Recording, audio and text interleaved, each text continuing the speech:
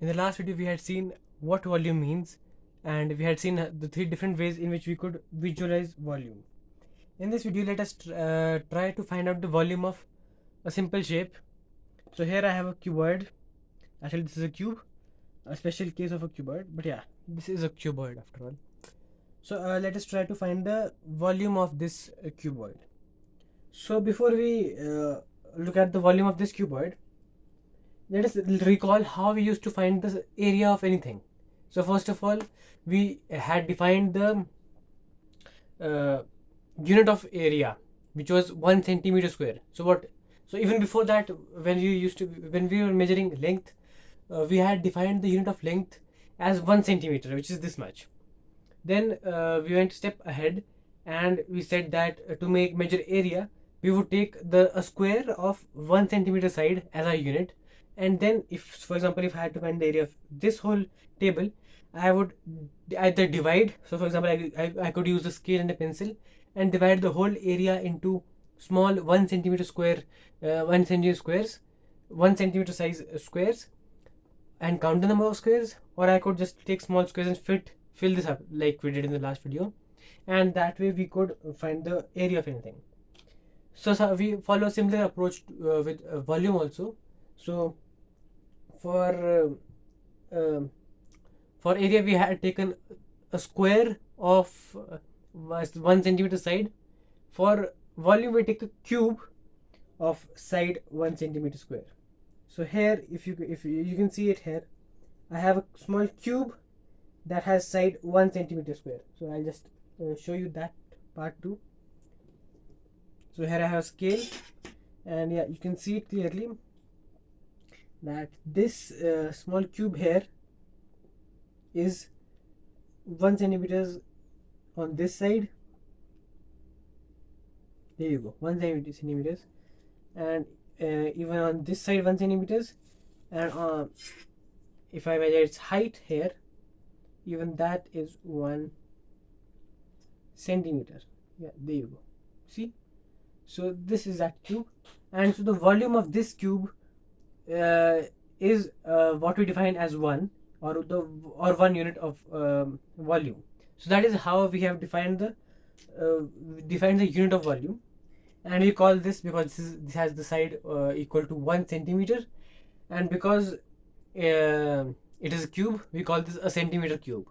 So this is 1 centimeter cube, and this way we can have more cubes.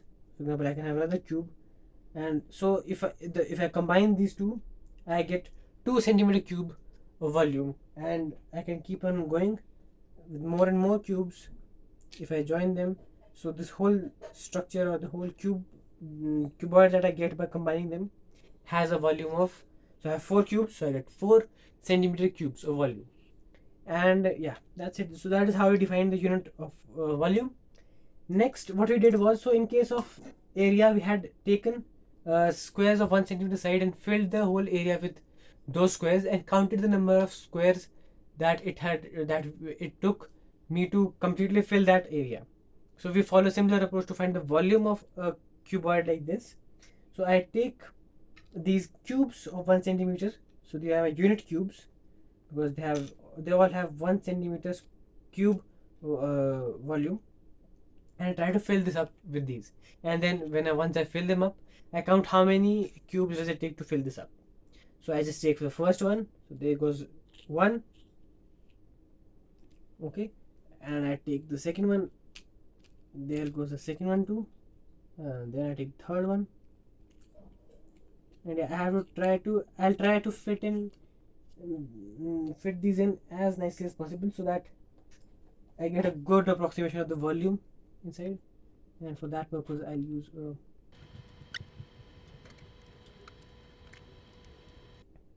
so I have fit in 1, 2, 3.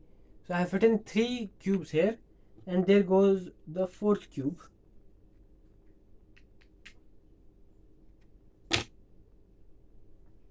Fifth cube there.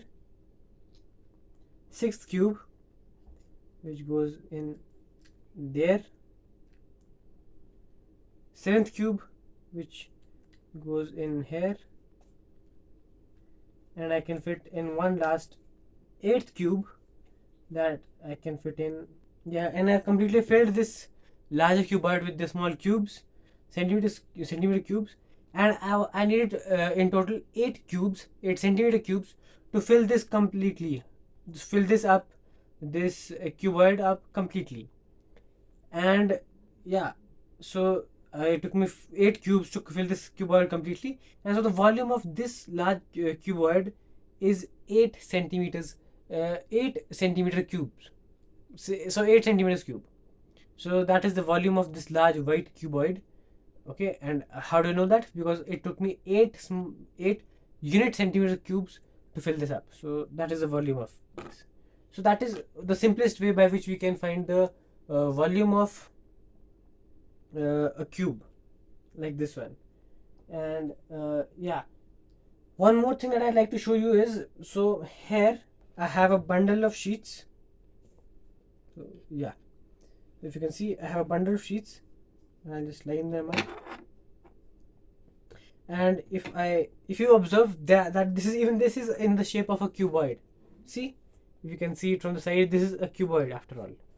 So if I wish to find the volume of this bundle of sheets, what do I do?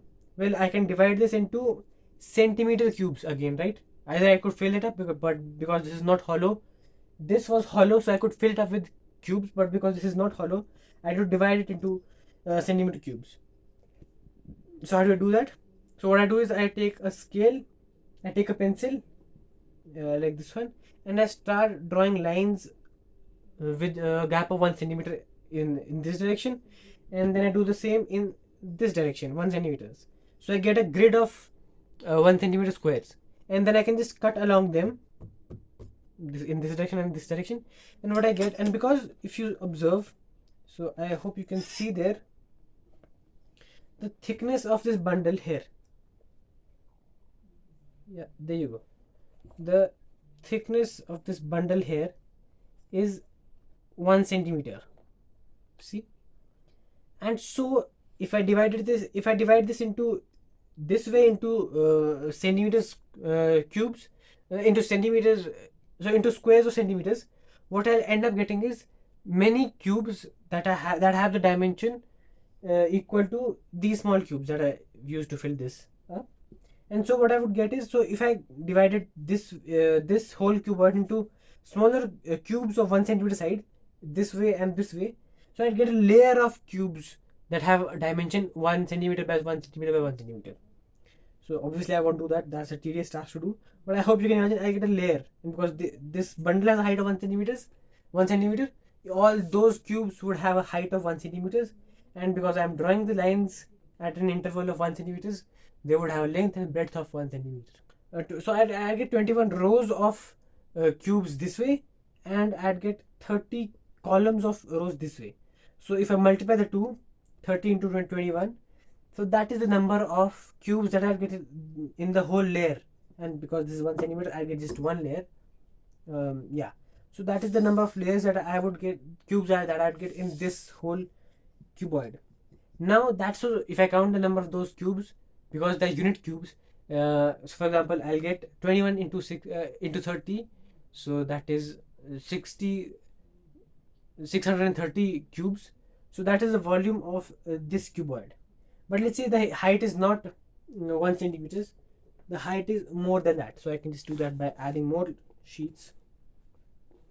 So now what do I do? Well, what can I do is, essentially I have just taken that one slice and raised that up by a height of, so I can just measure that here, almost 3 centimeters. So essentially I've taken 3 layers of that initial cuboid that I had before this. So what I can do is, to find the volume of this, I can just multiply that by 3, because in the base I would have 630, in the second layer I would have 630 cubes, and in the topmost layer I would have 630 cubes. So total I can just get by multiplying 630 by this height in centimeters. And what I'm essentially doing is, I'm taking the area, the base area of this shape.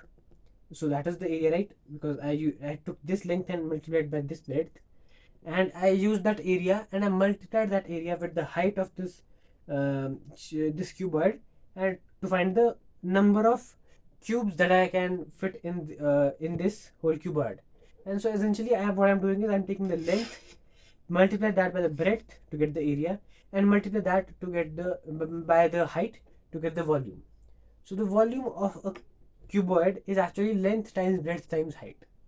And in general, if I have to answer, in general, you have to find the area of anything that has repeating structures. So for example, how is this repeating? Well, I have one sheet that is at the base, and that is repeating itself. So I have many sheets, but all those sheets are exactly similar. See, they're exactly similar. So I have one sheet that is repeating itself for the next 3 centimeters. So if there's any such shape, the volume of that shape is given by the base area multiplied by the height. So we just saw that, because when we find the base area, we get the number of cubes in the lowest level, and then when we multiply it with the height in centimeters, we get the number of levels and the total number of cubes that I can fit in the whole shape. I hope you got the idea there, and that's it for this video.